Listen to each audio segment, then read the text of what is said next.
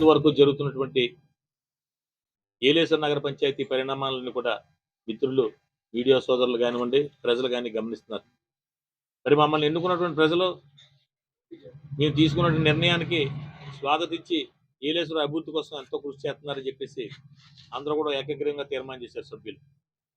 మరి అటువంటి కార్యక్రమాల్లో కూడా మేము చేసిన తీర్మానానికి కానీ వ్యక్తిగా మాకు కానీ విలువలు లేకుండా ఎవరికైతే ఇన్ఛార్జ్ ఇచ్చామో వాళ్ళ బంధువులు ఈ ఏలేశ్వరం నగర పంచాయతీ మీద ఆధిపత్యం కోసం పోరాటం చేయడం జరుగుతుంది.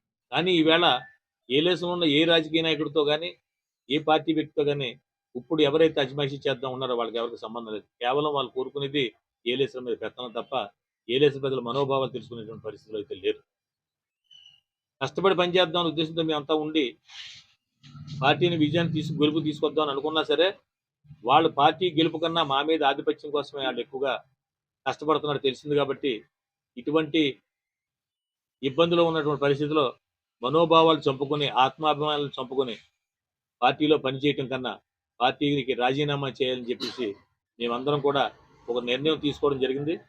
దాని విషయంలోనే ఈవేళ వైఎస్ఆర్ కాంగ్రెస్ పార్టీకి రాజీనామా చేద్దామని చెప్పి చైర్మన్గా కానీ నేను కానీ మాజీ కౌన్సిలర్స్ కానీ కుల పెద్దలు కానీ వివిధ సంఘాల నాయకులు కానీ ఒక నిర్ణయం తీసుకొని పార్టీకి రాజీనామా చేయాలనే ఉద్దేశంతో మీ ద్వారా తెలియజేయాలనే ఉద్దేశంతో ఈవేళ మిమ్మల్ని పిలిచి ఈ కార్యక్రమం చేపట్టడం జరిగిందండి. అది తెలుసు అంటే 30 సంవత్సరాల నుంచి మేము రాజకీయంగా మీ అందరూ తెలుసు.